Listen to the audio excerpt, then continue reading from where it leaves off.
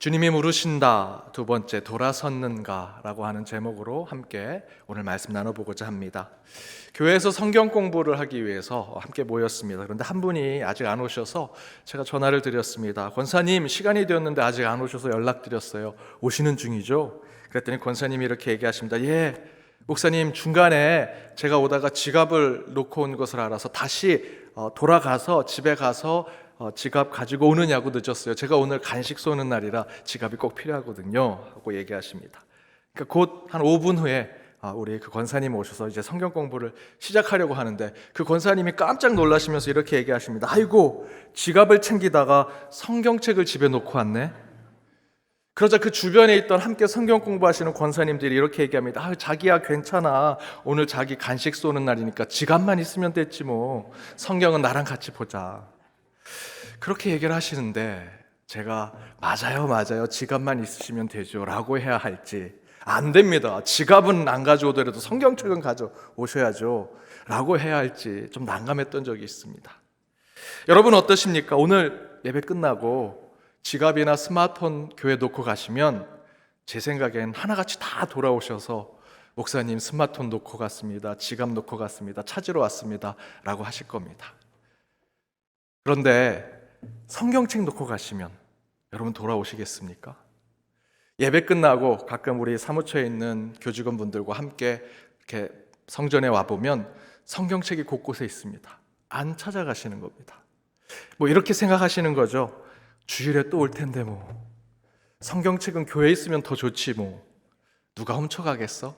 뭐 이런 생각을 가지고 성경책은 찾으러 차를 돌리지 않으십니다. 저도 가끔 성경을 교회에 두고 집에 올 때가 있었습니다. 그러면 제 아내가 항상 이렇게 얘기했습니다. 목사인 당신에게 성경은 무엇입니까? 목사에게 성경은 전쟁에 나가는 군인의 총과 같은 것인데 성경을 교회에 놓고 왔다고 그냥 오시면 어떡합니까? 그래서 저는 그 이야기를 듣고 투덜투덜 거리면서 교회로 돌아간 적이 몇 번 있습니다. 그런데 돌아가면서 제 투덜투덜 거렸던 제 마음이 가라앉고, 아내 말이 맞지, 목사에게 총은 성경인데 하나님 말씀을 놓고 오면 안 되지 하고 성경을 찾아왔던 적이 있습니다. 저는 이 경험 속에서 두 가지 우리에게 주어지는 회개에 대한 교훈을 깨닫습니다. 그 첫 번째는, 회개는 잘못된 것을 깨달았을 때 돌아서는 것이다 라는 겁니다.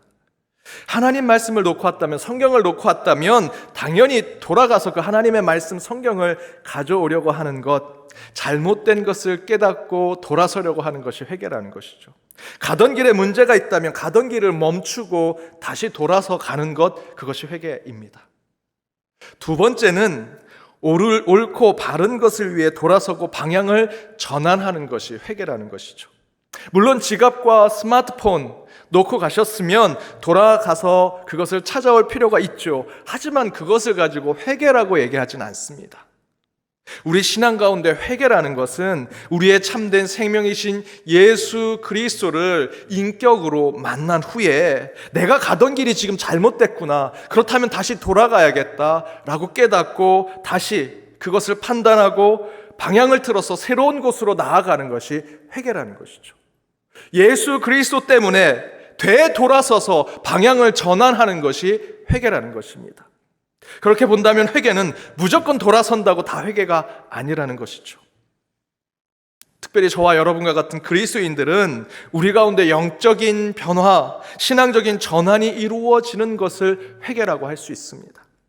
따라서 회개에 대해서 간단히 말씀드리면, 영적인 돌아섬, 신앙적인 전환이 회개라고 말씀드릴 수 있습니다. 지금 곧 하나님이 코로나를 겪는 한국교회와 그리스도인들 앞에 서 계신다면 아마 이렇게 얘기하실 것입니다. 너는 지금 이 고난의 시대 속에 나를 통해, 예수 그리스도를 통해 돌아섰는가? 라는 질문을 하신다라고 생각합니다. 최근에 우리 교회 옆에 있는 중앙성결교회를 섬기고 계신 한기채 목사님께서 내가 먼저 회개해야 할 한국교회 7가지 죄라는 책을 쓰셨습니다. 이 제목대로 이 책에는 7가지 우리 한국교회가 지금 회개해야 할 이야기들을 적어 놓으셨습니다. 첫 번째는 영적 힘의 남용. 영적인 지도자들, 교회의 지도자들의 일탈과 잘못된 모습을 지적하고 있습니다. 또한 두 번째는 교회의 사유화, 곧 하나님의 모든 교회는 공교회이지요. 저희들이 오늘 사도신경 신앙고백 하셨습니다. 그 신앙고백 가운데 교회를 무엇이라 표현을 했습니까? 공교회. 한 분 하나님을 섬기는 교회. 건물은 다르고 이름은 다르지만 모든 교회는 한 분 하나님을 섬기는 공교회지요. 그렇다면 저희들은 그 가운데 불의한 교회 매매, 성직 매매는 하지 말아야 합니다. 금품을 가지고 성직을 또는 직분을 사지 말아야 하지요. 간접적으로 교회의 세습이 이루어져서는 안 됩니다. 그러나 한국교회는 그런 모습을 보이면서 그것을 회개해야 한다고 이야기합니다. 세 번째는 침묵 과다의 신도름. 교제하고 침묵하고 친교 나눔을 이야기하는 것이 교회 안에서 이것이 필요합니다. 그런데 이것이 지금 한국교회는 과하다라는 것입니다. 교회 안에서 우리끼리만 서로 좋아하고 교제하고 나누는 것이죠. 하지만 예수님께서 말씀하신 교제라고 하는 코이노니아는 교회 안에 예수를 나의 구주로, 나의 구원자로 고백하는 사람들이 함께 모이는 것뿐만 아니라 예수가 사랑하는, 예수님이 사랑하는 사람들과도 함께 그 사랑을 나누는 것이 교제입니다. 그런데 한국교회는 그 한쪽은 떼어놓고 우리끼리만 교제하고 그곳에 우리의 재정, 물질을 많이 쓰고 있다는 것이죠. 네 번째는 송사 신드롬입니다. 하나 되고 화평해야 될 교회가 너무나 송사가 많다는 것입니다. 교회 안에 화해하고 용서를 할 수 있는 기구가 있고 모임이 있는데 거기에 관심이 없습니다. 무조건 서로 다투기 시작하면 세상 법정으로 나아가려고 하는 한국교회가 되었다는 것이죠. 다섯 번째는 공로자 신드롬입니다. 한국교회는 은혜를 말하지만 실제로 자기 공로를 내세우는 자들이 많다는 것입니다. 자기 공로만 내세우면 좋겠는데 그 자기 공로로 교회로부터 대가를 받으려고 하는 사람도 많다. 내 큰 목소리, 내 지분이 교회에 있다라고 생각하는 거죠. 또한 여섯 번째는 신앙의 사생화입니다. 여러분, 신앙은 사회적 책임을 가지고 있습니다. 교회는요, 여러분, 저와 여러분이 우리의 개인적 영성과 신앙뿐만 아니라 사회를 위해, 이웃을 위해서 하나님의 사랑을 실천하고자 한다면 대사회적인 책임을 갖고 있습니다. 그렇지 않다면 굳이 이곳에 종로의 시장 바닥에 있을 필요가 없죠. 산속에 들어가면 됩니다. 교회가 이 땅에 사람들이 사는 그 중심에 서 있는 이유는 대사회적 책임을 다하기 위해서입니다. 그런데 지금 한국교회는 우리의 신앙을 사생화, 개인화시키고 있다는 것입니다. 마지막 일곱 번째는 무례한 기독교의 모습입니다. 기독교인들의 예의가 없다는 것이죠. 전도할 때도, 구제할 때도 내가 이렇게 하는 거야 라는 것을 이야기하면서 이웃을 배려하지 않는 너무 뻔뻔하고 비상식적이고 무례한 그리스도인의 모습이 곳곳에 드러난다라고 얘기합니다. 이 일곱 가지 중에 우리 연동교회와 저와 여러분은 어떤 개인적인 신앙에서 내가 어떤 것을 돌아서야 하는가 여러분 생각이 드십니까? 그 가운데 이 코로나 시대에 좀 더 우리의 피부에 와닿는 예배에 대해서 우리는 어떻게 생각했는지 한번 돌아보기를 원합니다. 여러분 정말 얼마나 예배를 사모하고 이 제단을 간절히 지키고자 하셨습니까? 솔직히 코로나 이전에 저와 여러분이 예배를 근본주의자처럼 지키고 보수하려고 하셨습니까? 아니죠. 코로나 이전에 우리는 예배를 온전히 드리지 않았습니다. 돌아서 생각해 보십시오. 참관자였고 구경꾼이었습니다. 영화나 연극을 보듯 관객처럼 앉아 있었죠. 그렇게 예배를 드리려고 했습니다. 그런데 딱 코로나가 터지니 예배를 못 드리게 되었습니다. 그러자 왜 예배를 드리지 않냐고 아우성이고 함성을 질렀습니다. 솔직히 그렇게 말씀하시는 분들이 코로나 이전에도 그렇게 목숨을 걸고 예배를 지키셨습니까? 저는 묻고 싶습니다. 그러나 저와 여러분 정직해야죠. 코로나 이전에 지금처럼 우리는 그렇게 예배를 지키고 보수하려고 했었는지 그러지 않았던 모습이 더 많았습니다. 그러면서 지금에 와서 예배를 못 드리고 아쉽다, 기도를 못해 너무나 속상하다, 가면 쓴 그리스도인의 모습을 저와 여러분이 지금 보여주고 있습니다. 이 가운데 우리는 하나님의 음성을 들어야 합니다. 가면을 벗고 정직하게 고백해야 합니다. 이전에 예배를 소홀히 했습니다. 목숨처럼 예배를 지키지 못했습니다. 이제 저희가 돌아서겠습니다. 이제 우리의 신앙을 전환하겠습니다. 이 예배를 목숨처럼 지키는 자들 되겠습니다 라는 신앙 고백이 필요합니다. 그렇다면 이 시대에 우리는 무엇으로부터 돌아서야 하고 어떻게 돌아서야 할까? 그 첫 번째, 무엇으로부터 돌아서야 하는가? 라는 질문에는 당연한 것으로부터 돌아서야 합니다. 당연한 것으로부터 돌아서자. 오늘 구약 창세기의 본문 1절에 보면 이렇게 표현되어 있습니다. 그 아브라함에게 하나님께서 너는 너의 고향 친척 아버지의 집을 떠나라. 여기서의 고향 친척 아버지의 집은 눈을 감고도 갈 수 있는 것, 너무나 익숙한 곳을, 편한 곳을 상징적으로 이야기하는 것입니다.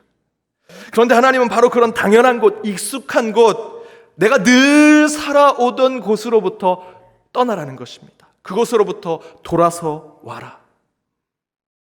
예수님도 이렇게 말씀하십니다. 마태복음 10장 34절에 내가 세상에 화평을 주러 온 줄로 생각하지 말라. 화평이 아니요 검을 주러 왔노라. 이 예수님의 말씀은 예수님께서 분열주의자이고 전쟁과 싸움을 좋아하신다라고 하는 그런 말씀이 아니라 현실에 안주하고 늘 해오던 세상의 방식대로 서로 끌어주고 당겨주고 그러한 세상의 삶에 대해서 예수님께서 그 가운데 필요한 것은 그 당연한 것을 유지하는, 세상에 늘 우리를 끌고 가고 있는 그 당연한 것을 유지시켜주는 화평. 여기서의 화평은 평화로움, 서로 화해하고 용서하는 것을 얘기하는 것이 아니라 좋은 게 좋은 거야 라는 것을 유지시켜주는 것, 그런 것이 아니라 그곳에 하나님의 검과 칼로 당연하다고 생각하는 잘못된 것들을 단절하고 끊어내야 한다라는 말씀이 바로 예수님의 말씀입니다. 그렇다면 이 세상의 생각이라는 것, 우리를 잘못된 곳으로 이끌고 있는 이 세상의 생각은 무엇일까? 이 세상의 생각은 곧 인간이 하나님의 자리를 차지하고 그곳에 앉아서 내어놓는 생각들을 이야기합니다.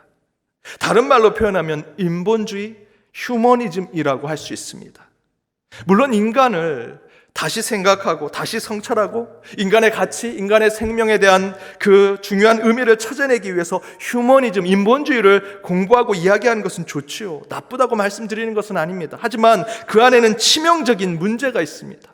그 치명적인 인본주의, 휴머니즘의 문제는 매우 논리적이고 매우 모순이 없고 합리적이고 이성적이라고 말하는 것이 진리라고 맹신하게 만들고 그것이 당연한 것이라고 생각하게 하는 것입니다. 인본주의는 이렇게 얘기할 수 있습니다. 인간은 근본적으로 선하고 올바르다. 모든 사람은 평등하고 자립적이고 죄 없이 태어났다. 세상은 즐겁고 안전한 곳이다. 인간은 원래 자유롭게 태어났는데 지금 속박 상태에서 있는 것은 누군가의 잘못이며 이성과 노력, 시간을 좀 더 투자하면 얼마든지 바로 잡을 수 있다는 것이다. 이게 휴머니즘, 인본주의가 얘기하는 것입니다. 너무도 달콤하죠. 그럴싸합니다. 이것이 당연하고 옳은 말 같습니다. 하지만 저는 이것은 거짓말이라고 생각합니다. 이렇게 될 수 없습니다. 먼저 인간은 결코 선하지 않습니다. 매일같이 들려오는 뉴스, 여러분 신문을 펴보십시오. 인간이 선하지 않은 것이 곳곳에 나옵니다. 여러분의 이름이 없고 제 이름이 없을 뿐이지 그렇게 모든 인간은 그 뉴스에, 그 보도에 얼마든지 나올 수 있는 악한 모습이 다 가지고 있습니다. 멀리 갈 필요 없죠. 저와 여러분 가슴에 손을 얹고 생각해 보십시오. 내 스스로가 선한 인간인가? 그렇게 고백하기가 참으로 힘듭니다. 또한 우리는 정말 평등한 세상, 독립적인 인간의 삶을 누린다 생각할 수 있는가? 하지만 이것 또한 거짓말입니다. 인간은 절대로 그럴 수 없습니다. 정치인들, 인문학자들의 이야기에 우리는 따라가지 말아야 합니다. 속지 말아야 합니다. 그들이 가장 잘 말하는 것이 뭡니까? 우리가 조금만 노력하면, 여러분이 나를 찍어주시고 내가 그 자리에 앉아서 이런 정책만 조금만 하면 우리는 다 잘 살 수 있습니다 라고 얘기하죠. 우리는 과학적으로 뛰어납니다. 지식적으로, 이성적으로, 합리적으로 우린 그동안 뛰어난 문명의 발전을 이루었습니다. 조금만 노력하면 우린 다 잘 살 수 있습니다 라고 이야기합니다. 그런데 왜 우리는 여전히 눈에도 보이지 않는 코로나를 해결하지 못하고 있습니까? 왜 여전히 세계 곳곳에는 수천 년 전부터 이루어졌던 전쟁이 반복되고 있고요. 간단하게 여러분 조간신문에 봐도 수많은 살인은 여전히 이루어지고 있습니다. 나라를 지키려고 내 자녀를 군대에 보냈는데 군대는 당연히 내 자녀가 이 군대를 위해서 이 나라를 위해서 충성하면 내 자녀의 인권을 지켜줘야 되는데 당연히 해야 할 일을 하지 않습니다. 그래서 스스로 목숨을 끊는 군대 간 자녀들이 있습니다. 한쪽의 나라에서는 악한 정권이 세워졌습니다. 정권이 세워졌다, 나라를 차지했다는 것은 그 백성들을 잘 살피겠다는 것이죠. 그런데 그렇게 악한 정권이 세워졌더니 여성의 인권이 땅바닥에 떨어졌습니다. 폭력과 억압으로 백성들을 다스리는 정권이 이 시대에도 여전히 있습니다.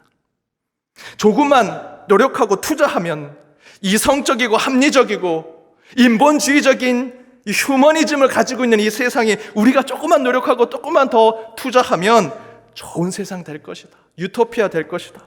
여러분 정말 그렇게 된다고 생각하십니까? 거짓말입니다. 성경은 이렇게 얘기합니다. 인간은 죄인이고 절대로 선한 것을 할 수 없고 평등하며 100% 자유를 절대로 누릴 수 없는 존재임을 성경은 계속해서 우리에게 주지시켜 줍니다. 그럴 수 있다라고 말하는 것은 거짓말이고요. 세상이 우리를 지금까지 그렇게 세뇌시켜 살게 하고 있는 것입니다. 그게 당연한 것이라고 생각하게 만드는 것이죠. 세상은 그것이 당연하다고 말하지만 그 당연하다고 생각하는 그곳에서 저와 여러분은 돌아서야 합니다. 왜냐하면 그곳에는 하나님이 없습니다. 인간이 주인 행세하려는 욕망과 욕심의 죄만이 있을 뿐입니다. 우리는 그곳에 가면 언제나 계급이 만들어질 것이고 누군가의 지배를 받을 것입니다. 인간에게 당연한 것은 없습니다. 우리 인간은요, 서로 돕고 의지하는 자의 삶을 살아야 합니다.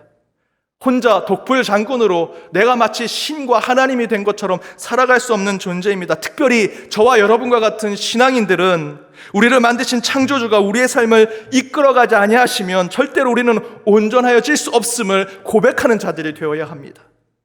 따라서 여러분, 우리는 저와 여러분의 고향, 여러분의 친척, 여러분의 그 아버지의 집을 떠나 당연하고 익숙한 곳에서 돌아오는 자들이 되어야 합니다. 그때 비로소 우리는 하나님이 주신 진정한 복을 받는 자들이 될 것입니다.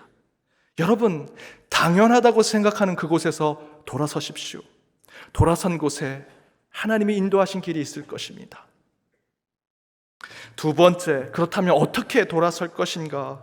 그 두 번째는 빛이신 하나님을 통해 돌아서야 한다는 것입니다. 여러분 모두 운전을 대부분 하시니까 아실 겁니다.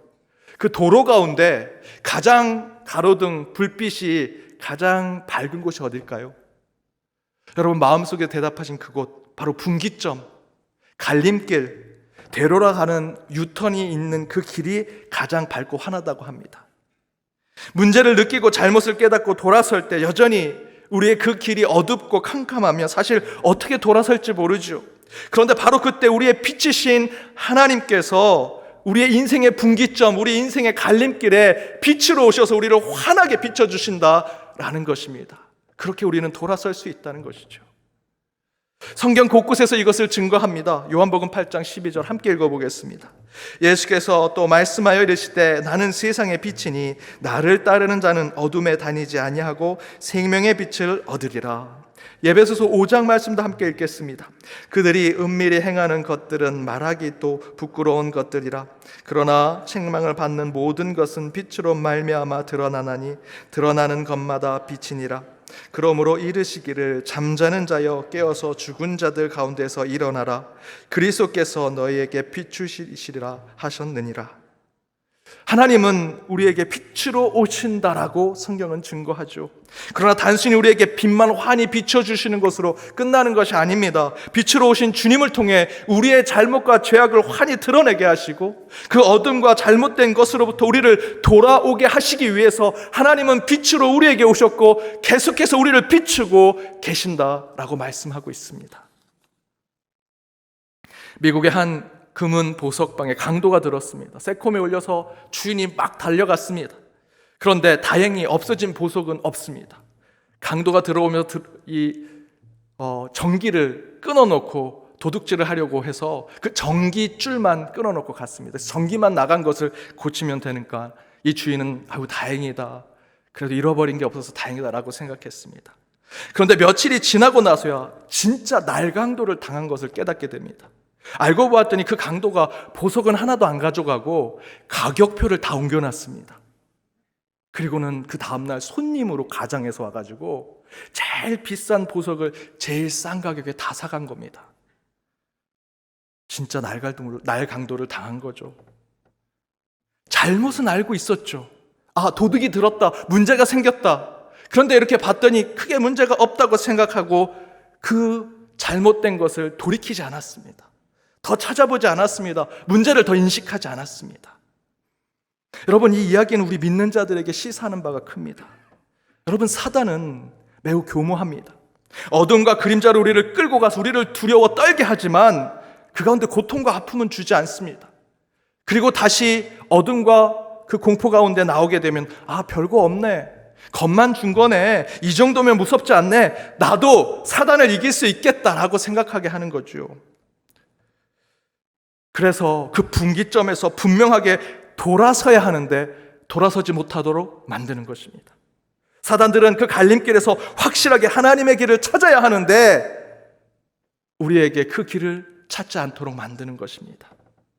따라서 우리는 반드시 영적인 분기점과 갈림길에 섰을 때 어디로 갈까 우리 인간 스스로 판단해서 결정하지 말아야 합니다. 오직 하나님의 빛, 예수 그리스도의 빛이 비추는 그곳을 향해 갈 수 있도록 주님, 제게 그 영광의 빛, 주님의 능력의 빛을 비춰주십시오 라고 기도하고 간구해야 합니다.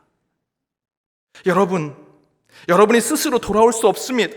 반드시 세상의 빛이 되신 예수 그리스도를 통해 우리의 죄가 밝히 드러나야 하고 나태함에 빠진 저와 여러분의 잠자는 영혼을 주님께서 깨우실 때 비로소 우리는 바르고 옳은 길을 갈 수 있다는 것입니다.